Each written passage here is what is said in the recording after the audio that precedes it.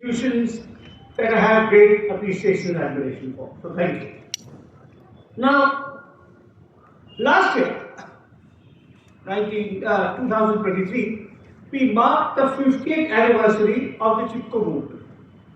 Now, all of you know about the Chipko movement. It was a peasant protest movement that broke out in the Uttarakhand Himalaya in March, April 1973, and it combined a concern for environmental conservation with an equally abiding concern for community rights and social justice. It was an environmentalism of the poor. And Chipko was a defining landmark in the Indian environmental movement. It shaped many of us. I am a child of Chipko intellectually. It gave birth to quite a few extraordinary organizations, other movements that followed in its footsteps.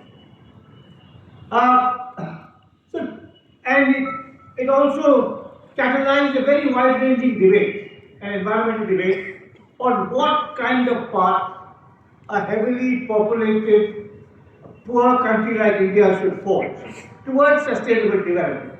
Could it mindlessly emulate the Western model of energy-intensive, capital-intensive, resource-intensive development? Did it have to be more participating, more ecologically oriented, more respectful of not just diversity, but of the rights of vulnerable populations? Now, Chipko, the environmental movement that Chipko gave birth to in the 70s and 80s was then followed by an anti-environmental backlash, particularly in the 2000s and beyond, when India embraced a process of economic liberalization. Elements of it were really necessary. I think the stranglehold of the state over the economy had to be loosened. The license permit quotas had to go. Liberalization did unleash a wave of entrepreneurship and innovation, particularly manifest in your city and mine, Hyderabad and Bangalore, in which many young people participated, not just large capitalists. It hadn't yet become the kind of what would happen in the 2000s and 2010s hadn't yet become the oligarchy and highly concentrated capitalism that we know now. So liberalization, part of liberalization was necessary. But the part that was not necessary was the dismantling of all environmental safeguards. Because the market cannot solve our environmental problem. You need safeguards. And the radical advocates of economic liberalization, the ideologues of economic liberalization, came to see environmentalist enemies as bad guys, as holding India back. They hadn't yet heard of George Soros, so we were merely agents of the CIA or the KGB. Now, so that was the kind of trajectory that from Chipko onwards. And in the first part of the 21st century, because activists who had started the movement in the 70s had grown old and weary, because of this anti-environmental backlash, this idea that environmentalists were stopping India from becoming the richest country in the world, it was a kind of bad period for the environmental movement, till the climate change debate gave a fresh lease of life, and young people particularly, including I'm sure many people in this room, recognize that humanity faces an existential crisis caused by its own crimes against nature. Not through any divine intervention, but through its own crimes against nature. So now we see a rebirth of thinking, activism, organizing around environmental concerns 50 years after Chipko. Now, my first book was actually partly about the Chipko movement. What this book does, Speaking with Nature, it goes back to the 19th century. It is a story of environmentalism before climate change, indeed of environmentalism before Chipko itself. And what I do in my book is I profile 10 thinkers, 10 individuals who in different ways wrote and spoke insightfully and often presciently about human relations with nature. They were early environmentalists, even though they may not have used the term environmentalist to describe themselves. What they wrote about, how they argued, what kind of moral and social lessons they drew from the abuse of nature, we can see them today as being early pioneering environmentalists. My book spans an entire century from the 1880s to the 1980s, and in a sense, it takes me back to where I began as a scholar. I began as a historian of the environment in the 1980s. I wrote a book around the Chipko movement called The Unquiet Woods. Then I spent a decade collaborating with India's finest ecologist, Madhav Gadgil, a collaboration that taught me a great deal intellectually, but also personally and professionally, because he really is, in many ways, not just an exemplary scientist, but an exemplary human being, writing about politics and Gandhi and other things. And here I've kind of come back to where I began through this book. So as I said, the book profiles 10 thinkers who reflected deeply in the Indian context on humanity's relationship with nature. 3 of these were writers. Rabindranath Tagore, whom Ram Reddy mentioned, who's on the cover of the book. The book starts with him. The book ends with N. Krishnan, who was a Madras-based nature writer and naturalist. Some of you in this room would have, like me, would have grown up reading.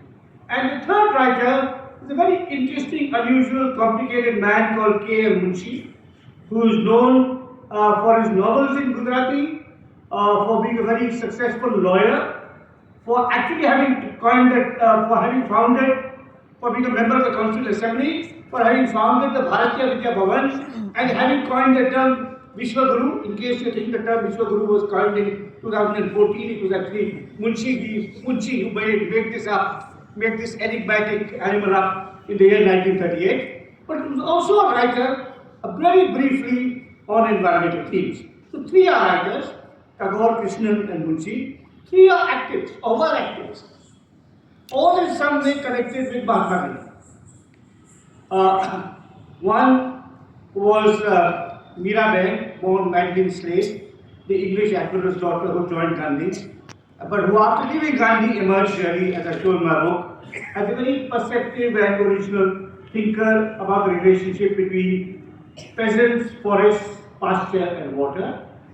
The second Gandhian who figures in this book was a Tamil Christian called J.C. Kumarappa, who was a dissenting economist, who dissented against the Planning Commission's consensus in favor of heavy industrialization, who actually later influenced E.F. Schumacher, who wrote the environmental classic Small is Beautiful.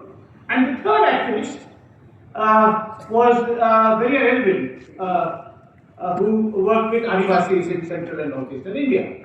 So 3 activists connected with Gandhi, who also happened to be writers. So 3 writers, 3 activists, and 4 were scholars.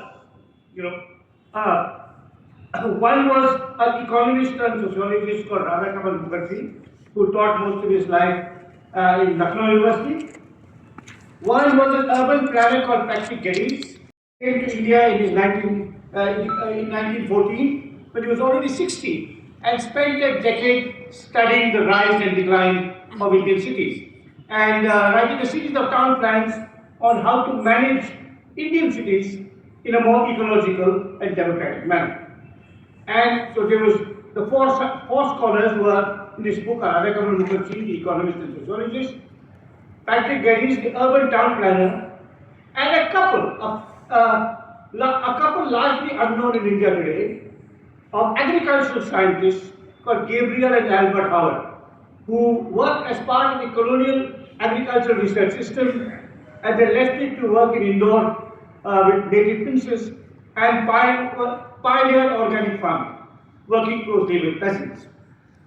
So this is what the book is about. It profiles these 10 people who, and they work in different domains: the wild, the forest, the farm, the city, the village, the city, in different ecological domains and also different parts of India. Mirabai was in the Himalayas, the Howards were in the Deccan. Geddes wrote plans about Madurai and Thane and Lahore and Calcutta. Krishnan roamed wherever there were birds, animals, bees, elephants, trees, forests, shrublands, wetlands, and so on. So you get a sense of the ecological diversity of India, the geographical diversity of India, and my book is really about what they said. It's got brief biographical introductions to their lives, but it's a work of intellectual history. It explores, excavates, rehabilitates 10 pioneering thinkers who, in my view, in different ways, speak directly to the predicament we find ourselves in today. Now, I'm going to end my brief remarks before Ram and I have our conversation with some remarks from Tagore, which he offered in a lecture he gave in 1922, and it was a kind of parable of environmental destruction. He could see on Earth, already he could see, as India industrialized and urbanized, he could see what it was doing to his native Calcutta, to his native Bengal, and he said, you start to imagine where we would go. And you know, his parable is actually quite uncanny because now the US president's best buddy, first buddy, Elon Musk, wants to send all of us into outer space. And Tagore said, a new race of beings will be born on the moon. And this race of beings will begin to greedily devour its own surroundings. And then he goes on to anticipate what this new race will do. Through machinery of tremendous power, this race entirely carried out a career of plunder that entirely outstripped nature's power for recuperation. Their profit makers dug big holes in the storied capital of the planet.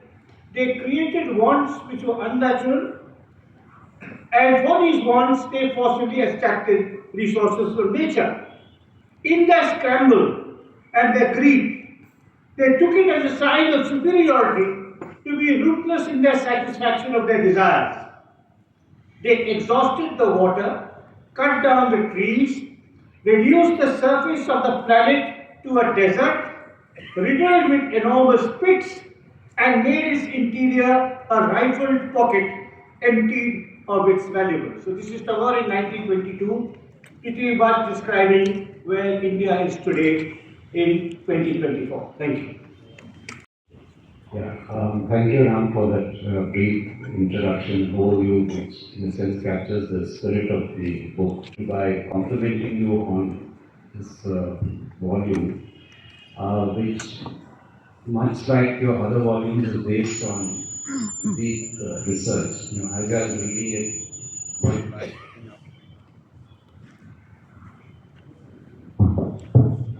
going back and looking at the footnotes, references, one can only admire the breadth of your reading and your archival work. I don't know how you do it. I mean, you produce a book every 2 years, you write your columns, you travel, and you appear on Karan Thapar's show. But anyway, this is something that we could aspire to. Now, you've given this overview of the book. Let me, in some sense, begin at the end. You have these 10 speakers who range from an academic like Mukherjee to pure naturalist Krishna. And they have different perspectives on nature, but the one thing that unites them is that human beings must live with nature. And you repeatedly talk about not mastery over nature, but live with nature. Given that they have all lived and worked almost 100 years ago, your last chapter is called Partially Reusable Past. Can you briefly elaborate for us why do you call it partially reusable, and what we can learn from them as we seek to revive the environmental movement in India? Yeah. So because for several reasons, one is that they lived a very long time ago. Krishnan died in 1996. The last person to die died 30 years ago. The ecological context was different. There was many similarities, but there were some differences. For example, climate change was not well known. India had not yet become such a fossil fuel driven culture. the devastation caused by the motor car was not known to them. So that's partially useful.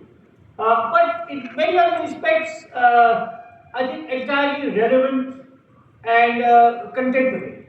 So the philosophical approach, as you said, living with nature. I mean, I call my book Speaking with Nature, not speaking for nature. Because speaking for nature is, there is a strand in the environmental movement which is speaking for nature, which is usually urban wildlife lovers, who live resource-intensive lives like many of us do in the city, go to the wild, see a tiger, take a fancy, kind of camera and say, our first tiger, our first painted stork, our first whatever, monitor result, and then come back and say, we have to protect that. And the Adivasis or the peasants living around them, they're the problem, they must go, right? And then you come back and resume your generally, rapacious life. So, there is a breed of environmentalists, and often these environmentalists put a very self-righteous, this breed of wildlife lovers put a self-righteous spiel. They say, we are not anthropocentric, we are beyond that, we are thinking beyond human beings. But actually, they're never thinking about the 95% of the human species. They're only thinking of people like them who can afford the holidays and the safaris and the fancy cameras to capture these gorgeous animals. And I'm not against any of these gorgeous animals. I love the sight of a tiger myself. But what these people ask, so there is speaking for nature, that's one school, and the other school is that of, shall we say, those who destroy nature. So, our large mining companies, our large infrastructure companies, our large chemical companies, and also who are imbued with the kind of arrogance to think human beings are so brilliant and so brainy with their technologies they can master it. So here, this is the breed of thinkers who are saying they are natural constraints to what we can do. There are aesthetic reasons for preserving nature, but there are also political, ecological, biological reasons. We have to, of course, speak with nature, but we also, whatever inroads we make on nature, whatever use we make of nature must be relatively equitable. It's not that one person or one class of people must monopolize what the earth has to give us. Now, in specific areas, also I think they can contribute. I mean, Geddes, I think, is quite extraordinary because Geddes was writing at a time, Geddes, by the way, was, he was a town planner who did all his work in Europe, had designed a wonderful exhibition on cities in history, which he came to India to show in 1914. And he came on a ship, and the First World War broke out, and the exhibition was on the next ship, which was sunk by a German destroyer. So he decided, okay, I'm going to have my exhibition, I'll study Indian cities. I won't tell Indians about European cities.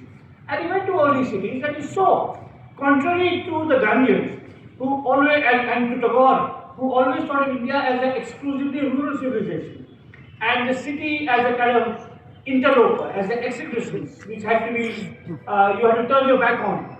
He said India is going to become an urban civilization, as we are now, and we have to, we have to make sure that the people in the towns, live safe and sustainable life. There's access to water, to housing, to energy, to spaces of recreation, and his plans reflect that. And I think Geddes is someone, in the urban dystopias, Delhi particularly, people complain about Hyderabad and Bangalore, but Gurgaon may be the greatest urban dystopia, one of the greatest urban dystopias of Earth. So I think Geddes' work speaks that. Many of the others worked on sustainable farming, but we know, for example, what is happening to Indian farming through chemical contamination of the soil, through loss of crop diversity, through the over-extraction of the groundwater. So people like the Howards and Kumarappa, when they talk about sustainable farming practices. Then we can think of clearly community forest rights, which is a abiding concern for many of these people. And here, which one of the better initiatives of the last UPA government was the Forest Rights Act, where people living in and around forests were given the rights to manage their forests in a collective way. In fact, my last chapter you will record around, My last chapter talks about a visit I made to Kathmandu, where there was a very vibrant community for forest communities, which are actually economically beneficial because the Adivasis are managing their own forest. They can harvest them sustainably. The proceeds can be distributed, and yet biodiversity can be retained. So that's what I mean by a partially usable past. Philosophically, politically, even in terms of practical policies, but only partially usable because they lived a long time ago, contexts are changed. We have many fine younger scientists active today, in our research institutes who can perhaps provide much more contemporary. Thank you. Stockholm, Indira Gandhi said poverty is the biggest polluter. So what she was saying is, part of what she was saying is accurate. She was calling attention to Western hypocrisy. You developed, you grew, and now you want us to protect the environment and stay poor. Right. Now, that remark is still there. For example, you will see, we've got climate change. There's just been a COP meeting which of course has gone nowhere. Now, climate change is real, it's visible. You can see it, particularly on the coast, but not just along the coast. Now, the Indian government says, in fact, the Indian Chief Economic Advisor recently said, and I think the Indian Foreign Minister also said, rich countries caused it, they must contribute. They must give us more capital and more technology. Now, this is true. This is not untrue. It is true that Western countries, particularly the Americans, are terribly hypocritical. On the other hand, what our government will not tell you is that the really serious day-to-day environmental problems, in India today are unconnected with climate change. Climate change is unanticipated weather occurrences, a cyclone, a flood, a forest fire. But air pollution in Delhi, or not in Delhi, all across northern India, it is very important to recognize that the Delhi newspapers only talk about Delhi, but all North Indian cities, West Indian cities are equally badly affected. And air pollution affects probably 150 million Indians at a conservative estimate every year. In their health and livelihood, and it's usually the poor because they don't have access to air purifiers. Now, air pollution has got nothing to do with climate change. Our rivers are biologically dead. Historically, all our cities were sited on rivers. Now, those rivers are biologically dead. So rivers, a city like Bangalore, which once depended on lakes and tanks for its water, now has to go to the Kaveri 70 miles away and is now planning to go to the Sharavati, which is 200 miles away. Now, this is not connected to climate change. Chemical contamination of the soil is unconnected to climate change. So, it's not poverty so much as the biggest polluter, it is asymmetric access to resources, a disregard of environmental constraints, and very importantly, a lack of listening to scientific expertise. When Indira Gandhi made that remark around 50 years ago, the Indian science was physics and chemistry. Hardly even biology, but little bit of biology has started here with CCFD, but hardly anything.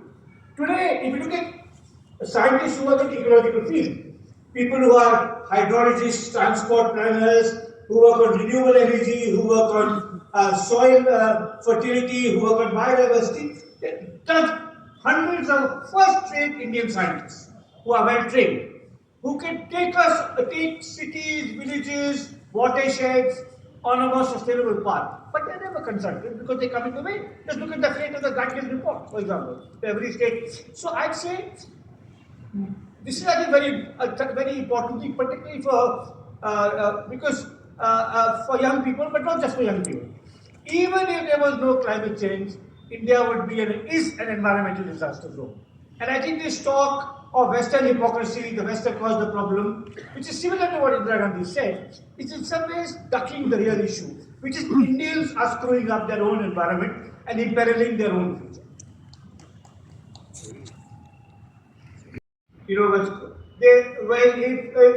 If someone of my background, your background, our child's school is closed, they have access to online learning. They can make up 70% of what they miss. But if a incumbent school is closed for a week, that's the end of that person is. So these are things that I think, in many ways, they has the so-called, social justice movements and the environmental movements have run parallel. Thinkers have tried to bring them together. I mean, someone like Manav Gadgil or Anil Agarwal in the earlier generation tried to bring them together. But as movements, they've been in parallel. The late D.R. Nagaraj, who, what was admired, who was a very remarkable Kannada intellectual, used to say that Dalits, Sikh and environmentalists have to begin a conversation. And that's something he was trying. So that is true. And I think the social justice strand of activism and the conservation, environmental strand of activism, at the conceptual level, it's come together through thinkers who work with A.K. Reddy, for example. A.K. Reddy, who again was someone, A.K. Reddy, for younger people here, was a visionary Bangalore-based environmental scientist who worked on appropriate technology for rural areas and who back in the 80s, late 80s, wrote a really important book with some colleagues on moving towards renewable energy, clean energy, like 35 years ago. And he used to say this. I mean, again, maybe he used to say that the greatest polluter, Indira Gandhi said poverty is the greatest polluter. A.K. Reddy said the rich pollute for profit, the rich destroy the environment for profit, and the poor destroy the environment simply to survive. Because if your farm turns infertile, you cut the next forest and start cultivating there. How to survive? And used to say, so a deeply divided society at both ends is environmentally irresponsible. I remember this insight of his. So thinkers have many of our thinkers have seen the need to blend social justice with environmental sustainability. But at the level of, like today I got a mail from a young scholar saying he wants to write a PhD thesis on why environmental concerns are never in electoral politics. I don't know whether there's been a Lok Sabha discussion on air pollution in Northern India or on aquifer depletion all across our farming belt. Because maybe they work on a short-term horizon, five-year horizon. It may be that where there's proportional representation, such as in Germany and France, is easier to bring in environmental sustainability into public policy. But these are questions I think that are very much there. Yeah, absolutely. I mean, certainly in this, for most of the thinkers in this book, Krishnan is an exception, and Munshi perhaps the exception. For most of the thinkers in this book, I think they somewhere saw the connection between social justice and sustainability. These thinkers had lessons to offer not just for India in the 21st century, but also for Western developed societies. Could you very briefly tell us what you think the kind of lessons? So I think the main lesson, the first one I'd say is that in the conclusion comes right again, and it's shorter than the other chapters. Because this is the book of historical reconstruction. It's not a book of policy prescription, And I think that's very. I think historians are not very good at. They're not good at prophecy or at prediction. They're worse at prophecy than worse at prophecy and prediction than at policy prescription. But so I wanted to be just tentative, and essentially it's about decentralization of political power as a means for environmental sustainability. I think that is something a lesson that comes from many of these thinkers. Some of them were far-sighted intellectually in terms of interdisciplinary work. I mean, Ramachandra Mukherjee in the 1930s was writing an article with the title "An Ecological Approach to Sociology." Now, except for, anyone who is over 40 in this room, now Indian education may be slightly better, but anyone who's over 40 grew up in a world in which there was arts and there were sciences and never the twain could meet. And in the sciences there was physics, chemistry and mathematics and they didn't talk to each other. And in the arts there was history, sociology, whatever, but they didn't talk to each other. But ecology is all of human science and all of natural science. It's like the integration of all the disciplines. And Ramachandra Mukherjee was talking about this in the 1930s. And in that sense, he was an intellectual pioneer. Or Howard, when they are saying, it's true that the Howards were not allowed to cast distinction within the village. Maybe because they didn't speak the local language. But they studied peasants closely enough to understand that peasants have their own understanding of land, soil, crop diversity, water, and agricultural research is not top-down. It's not the researcher instructing the peasant, but the researcher collaborating with the peasant. And that again is coming down to people talk about that. So in a sense, some of these were not just in terms of active policies, but in terms of thinking about these things, in terms of having a more inclusive, a more sophisticated intellectual and scientific framework. I think they were absolute pioneers. I'm sure there'll be many questions. Now come to the standard. The selection of them. Were they any people who you would have wanted to include but couldn't because there was no material? And can I supplement by asking if you didn't consider having a chapter on the Chipko movement for this reason that it was just a decade after Silent Spring, so in the sense that it belongs to history. So that's a very good question now. And I'll answer it in two ways. First, yes, there were a couple of people I considered including.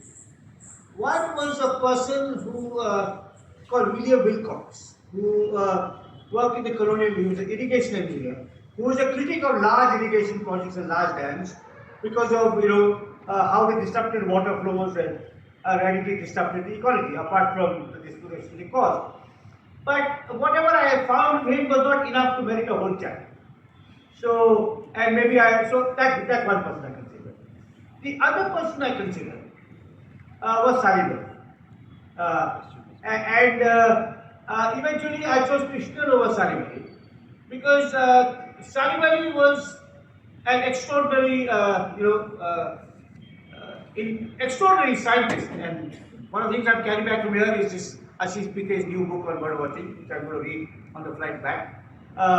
And if I'm a child of Chipko, I think Ashish Pitte and his colleagues are grandchildren of Salivari, if I may say that. So Salivari was an extraordinary person. I have been empathy for Salivari, because even for personal reasons, I'm a historian. I don't have a history degree. My degrees are economics and sociology. And I could have never got a job when I was starting out in the Indian university, right? Because I didn't have degrees. Salivari had only a BSc, and yet he was one of the world's great ornithologists. Salivari's first book, the Book of Indian Birds, was written in my hometown, Dehradun. So I have of course, it was a great range of his work. But finally, I decided that Krishnan was a much better all-round naturalist. If I wanted to talk about the wild in its entirety, not just birds, but animals, and not just large spectacular animals like tigers and elephants, but mongooses and snakes and deer, black buck, and also not just spectacular habitats like the Himalaya, but subforests, wetlands, and so on. Clearly, Krishnan was more appropriate.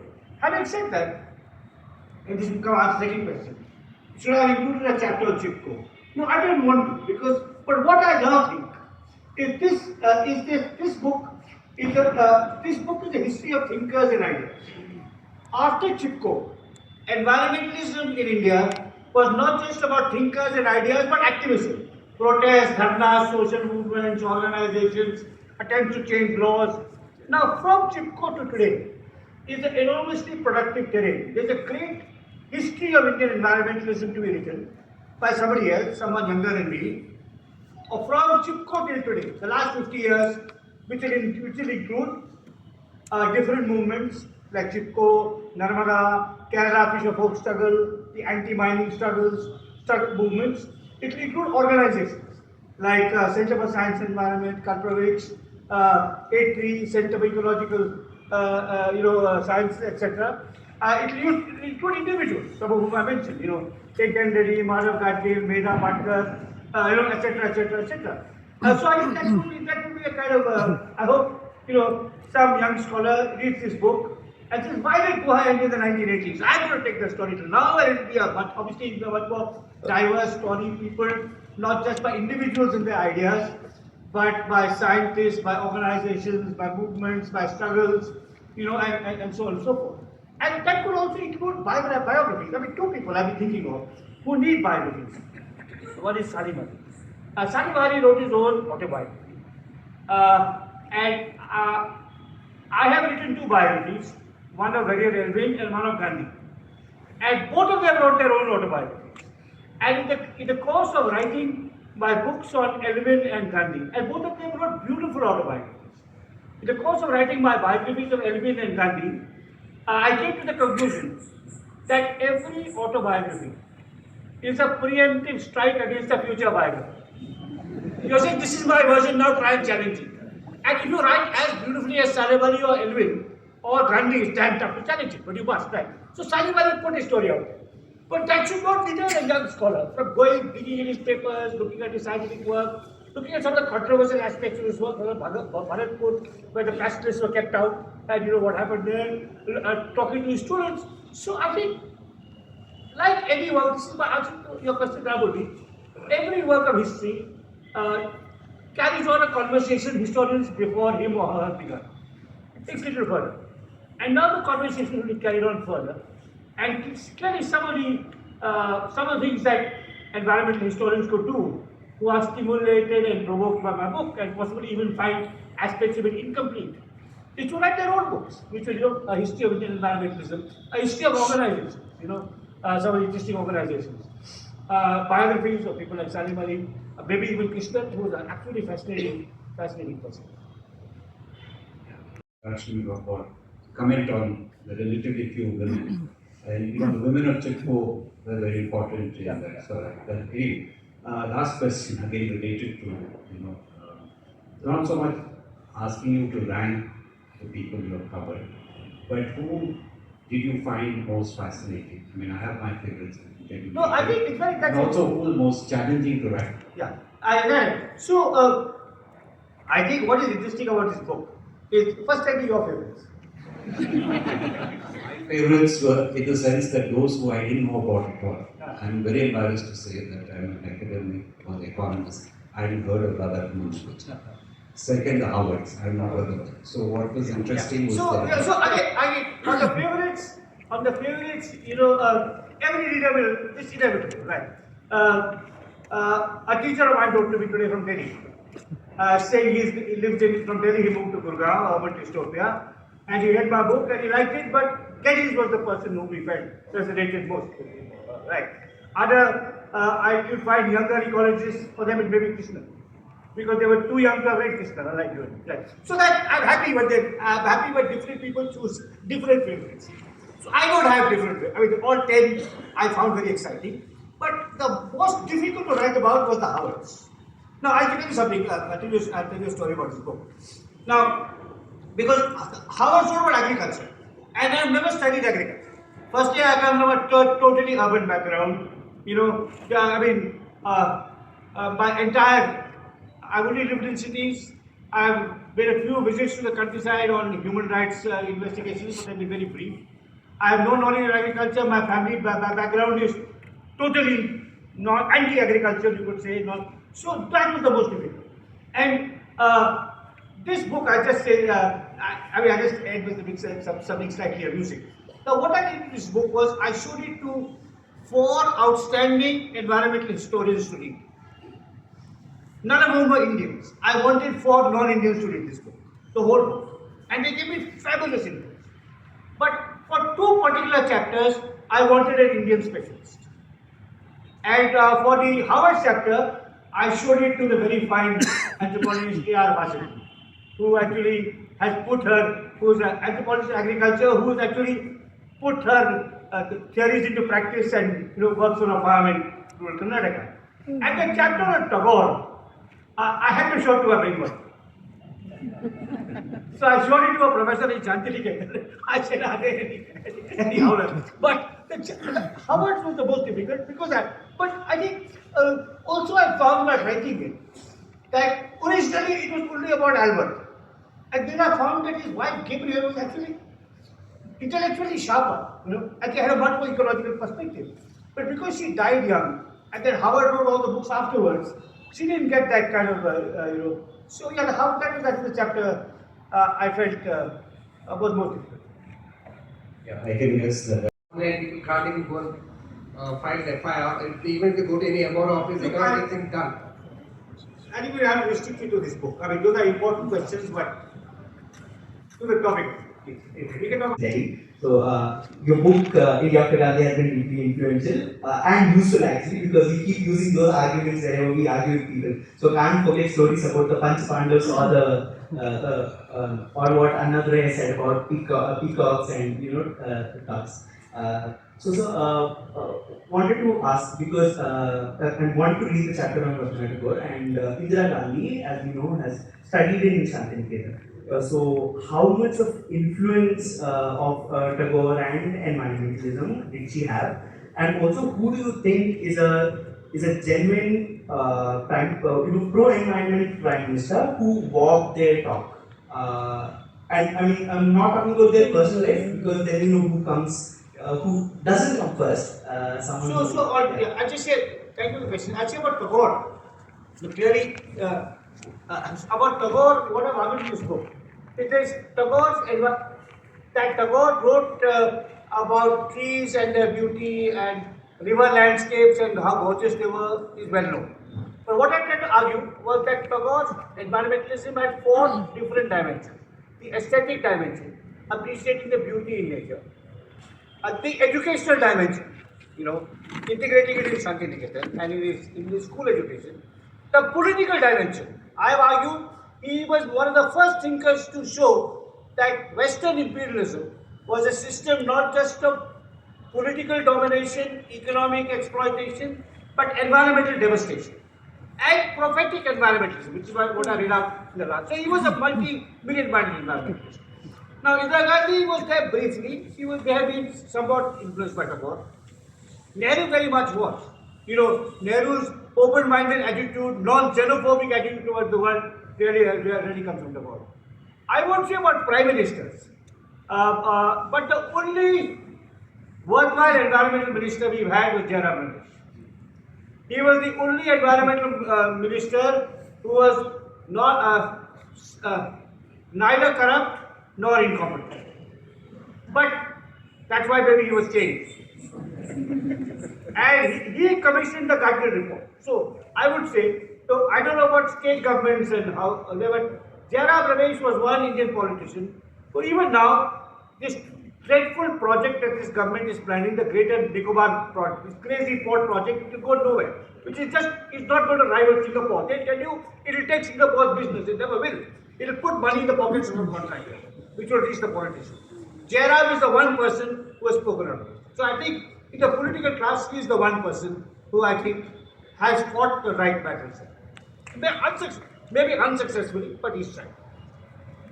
Is that say from the Indian delegation, they say that India is the most energy poor country as per carbon emissions per capita, we are the absolute lowest.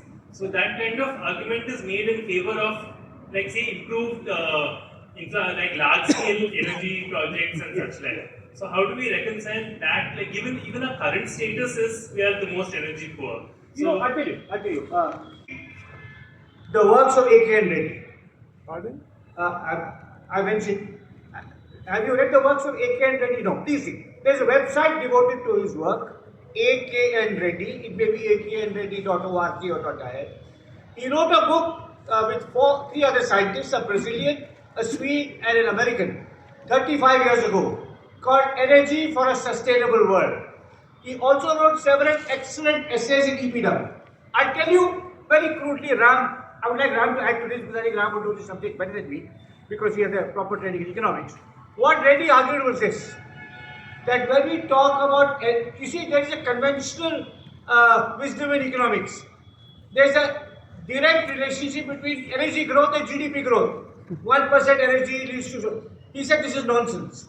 That was true once, but by adopting what he called a demand side approach to energy, with less energy you can get more growth.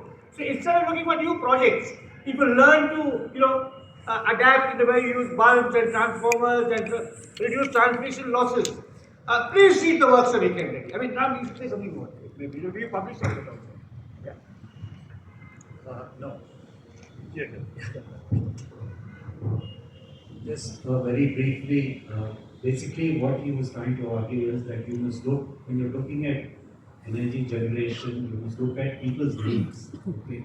not in terms of supply as we do now, but in terms of people's needs. And when you talk about people's needs, you don't talk about energy intensive industry like aluminium or steel or whatever, but looking at people's basic needs about heating, lighting, cooking, etc. Once you build up from there, then this issue about where energy poor or whatever, that will become less material.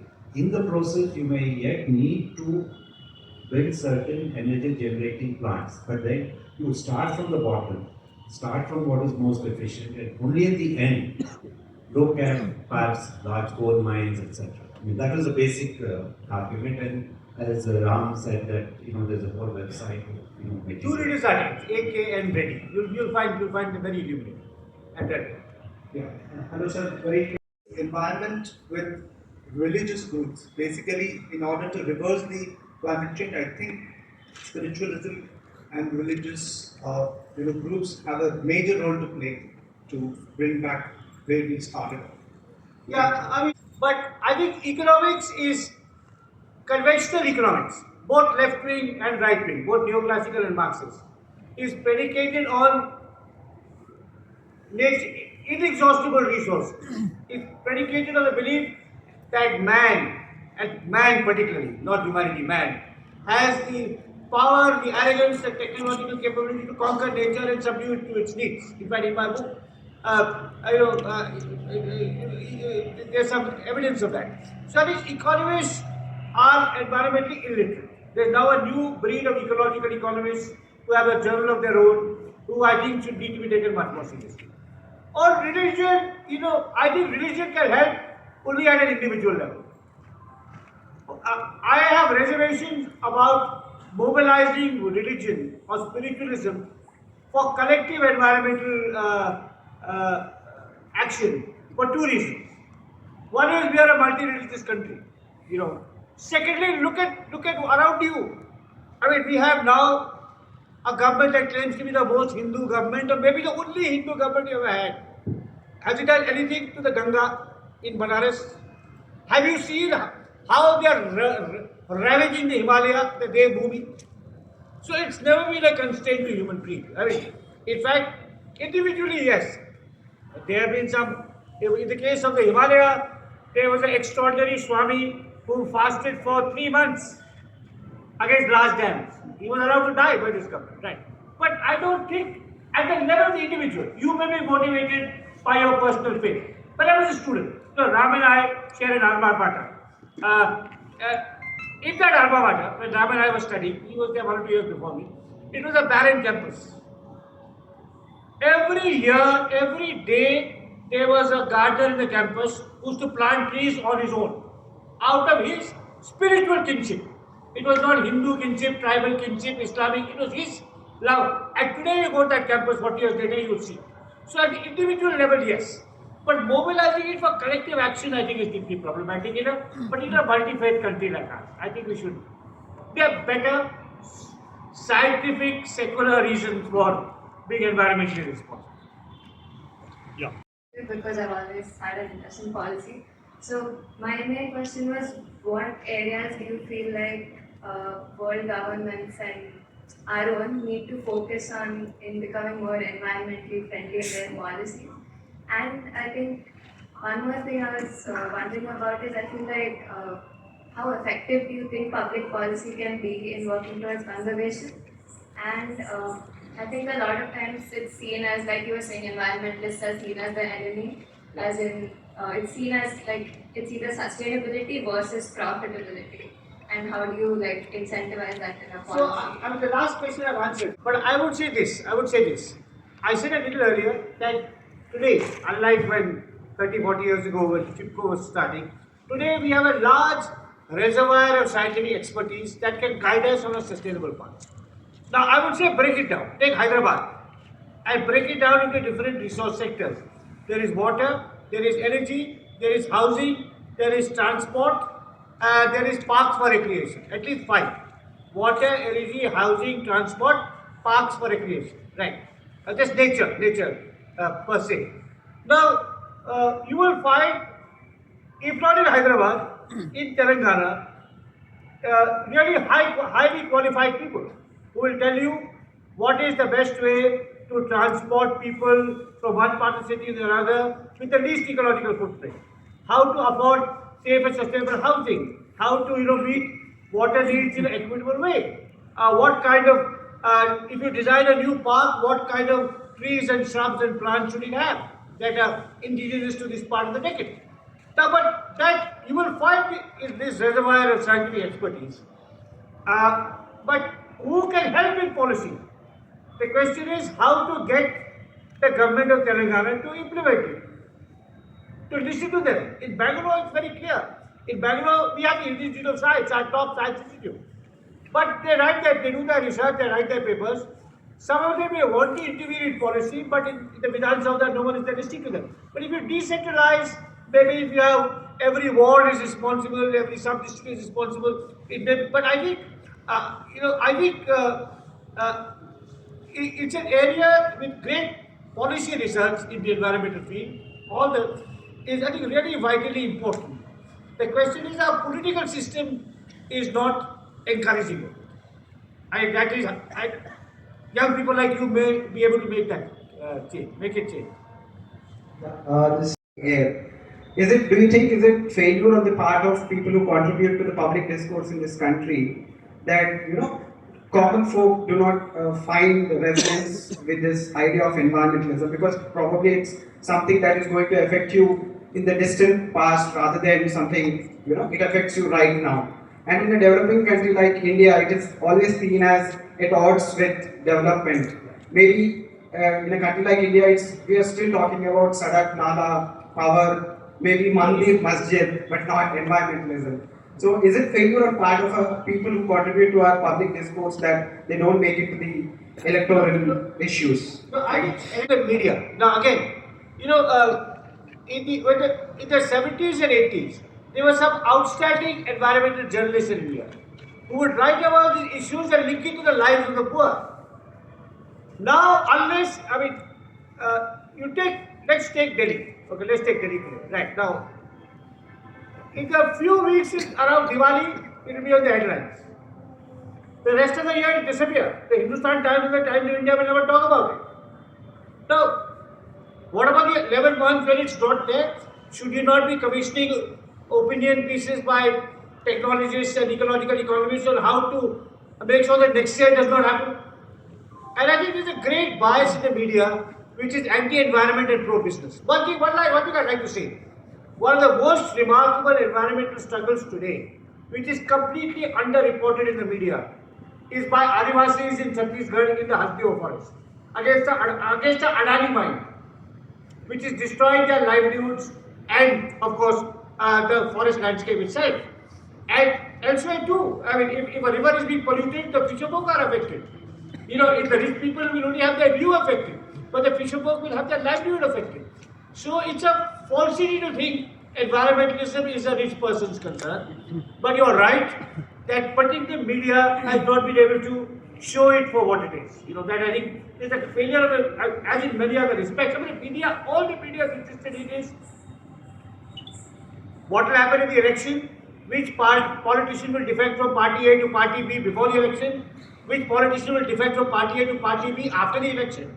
I mean, real livelihood issues, not just environment, but employment, for example, women's safety. Very rarely do these come in. So I think in many ways it's the media that has failed us in not alerting us to the urgency of the problem. I'm going to do something unusual. I must congratulate you for bringing the best out of the book from Ram. It was a very good combination. Thank you very much.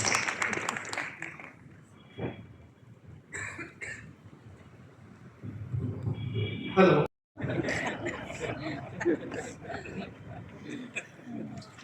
I want to ask, it's really hard to ignore how, with climate change and with right-wing governments over the world, we are hurtling towards a kind of an environmental crisis. And you stop your environmental intellectual history in the 1980s. I want to ask how amongst these 10 thinkers, where do you find the hope that speaks to our present today, 50 years on, 40 years on? Though I firmly believe that Indian environmental crisis is independent of climate change, it's intensified and made more complicated by climate change. Climate change is a real issue, and Trump's victory particularly is bad, not just for America, it's very bad for the world in that respect. But to your second question, I would say please read the book and draw your own conclusions of it. Maybe none of them will inspire you, maybe some of them will give you some insights on where we are today. Some of them are interesting in their own right. As I said, look, obviously I am a citizen, but I'm a historian first. I choose my topics because of how I feel as a citizen. But when I research them, I want to pay proper respect for what they were doing in their time. I don't want to bring my prejudices, my views, my opinions, my anxieties of today into what they said. So this is really a work of, it's a celebration of 10 extraordinary forgotten pioneers. And what different reader, as I asked Ram, Ram will find one or two more interesting, more challenging, more relevant. You might find others. But beyond that, I can't really, it's not appropriate for a writer of a work of history to guide their readers to act in the book. At least in my view, that's not what I think. Environmentalism. Were there also any differences? And secondly, what were the differences in the pedagogical aspects of both the thinkers? And do you personally have any pedagogical recommendations when it comes to environment and ecology? Second question that I'd like to, it's more of an observation. Since I come from the media, I acknowledge the fact that there are certain rationalized irrationalities in media. But then that is something that is there in almost every field, because I also meet some of the top researchers sitting in government institutions, and they talk about falling fertility and demographic dividends and all of that. So you've already spoken about how we have stopped listening to researchers, but then researchers are also controlled or maybe manipulated by certain political and economic forces. So I would want to know your take on that. So on the second, I'd say it's true. Not manipulated by political economic researchers, who are scientists of integrity, knowledge, learning, commitment. Of all ages, from 70 to 25, of all social backgrounds. In the field of ecology, interestingly, as many, if not more, women than men. Some of the best ecologists in India. And some of them, their personalities are such that they are devoted to their research, to their teaching and their mentoring. They're not going to knock on the minister's door and say, "I have advice for you." In a mature democracy, the minister would ask them for advice. That's what would happen, say, in some countries like in the Scandinavian countries, where this country is. But you would find these are also some of the most environmentally responsible countries, Norway, Sweden, and so on. If there's a new highway to be built in Sweden, you will find the minister will go to a university and say, what's the least damaging way of building this highway? Right? So that may be the only weakness, that they don't know how to take their research forward. But it's not true that, I think, when I started in this field in the early 80s, you could count really good ecological scientists in India on the finger of one hand, 5. Now there will be at least 200, if not 500, of quality, publishing in top journals. In our IITs, in our iSearch, in our universities, in our specialized research labs. And it's really tragic that our political system can't find a way of using it. I mean, I think that it's our loss.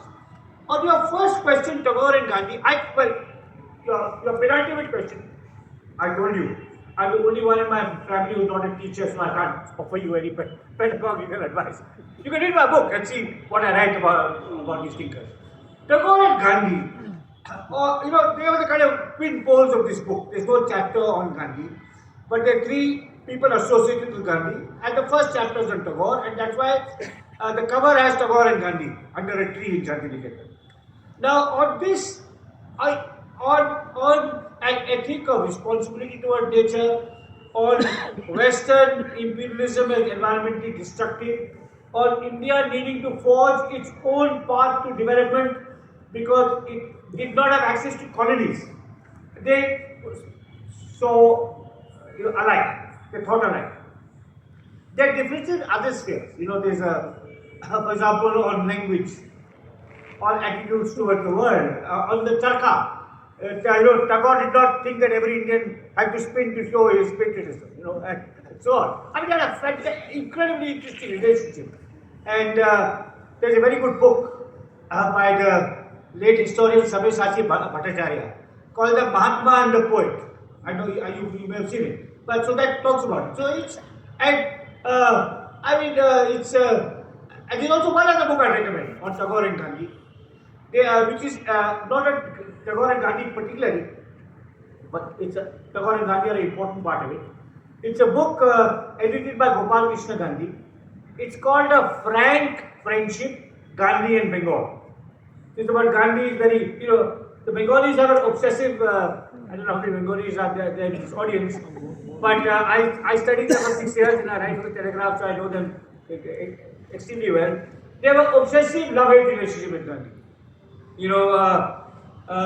They can't but admire him, but they can't but hate him because he removed Subhash Bose from the presidency of the Congress, because he shifted the locus of the freedom struggle from the east to the west and so on. So this book, but Tagore and Gandhi had an extraordinary relationship. I mean, it was very one of debate, rivalry, but also cooperation. I mean, and this book, Gopal Krishna Gandhi's book, tells you things. For example, Shanti Niketan was broke and we were going to close down. Tagore told Gandhi, I have to close the university. Gandhi found the money. He didn't tell Tagore from where, he found it from Gandhar Birla, and Shanti Niketan was saved. So, but on this whole environmental question, I think their thoughts are very similar. I mean, Tagore obviously expressed when Gandhi, in terms of language, Gandhi's language is very direct, matter of fact. Tagore's language is that of a poet, much more vivid, much more effusive. But they were, both of them were precocious environmentalists, and neither of them have been recognized as precocious environmentalists because they did so much else. Gandhi is known for Hindu-Muslim harmony, for his attacks on untouchability, for leading the freedom struggle. Tagore is known for his poetry, for his novels, for his views on nationalism. But they both actually were, in my view, environmental pioneers. Is a saddle for us because we used to get lot of tropical cyclones frequent, and that's been very intense. So my question is, sir, people there either feel that is a very natural phenomenon, or either they think so that is they can't ignore the nature. But what we need to tell is, it has been intensified because of many reasons like climate change, etc. And how to make that thing into the people where there is no environmentalism in our politics. What is that expected for it? And the second thing is, sir, at least a decade before, people, whenever they enter into an NGO for social purpose, they used to feel like it is as a service, not as an economical purpose. But right now there is a movement where through internships, etc., even social economy has been created. And what do you think that expected for environmental economy to flourish so that youth like us can actively and with wholeheartedness, proud can take environment protection as a job or a responsibility? Two questions, sir. I mean, a very good question that MANTHAN is a civil society organization. It's not of a private company nor of a government. It is very important for civil, so what you said in one of your questions, that young people joining NGOs. I think that so long as you choose the NGO carefully, I think it's very important for civil society activism on all aspects. It could be water, forest, biodiversity, urban planning. Don't leave it to the state. I think environmentalism is about citizens. I mean, the Chipko movement was about citizens. In that case, not educated people like you and me, but people from basically from a village like Uttarakhand. So I'd say just this, that even if the political system does not change, the economic system does not change, the educational system does not change, I think citizens' action can be a moderating influence on the excesses of the government and of the corporate sector. Thank you, thank you. Your changes are Manthan. Yeah. Before we close, may I request Professor Rajendra Sheikh to give a memento to Dr. Guha.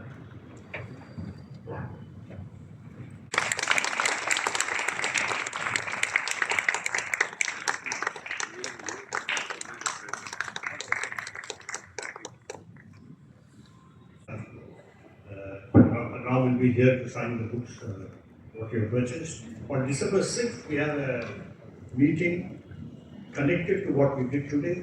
It's climate action in the everyday by Urvi and Shreyas at Manthan, December 6th. Yeah, please do come for that also. Thank you very much.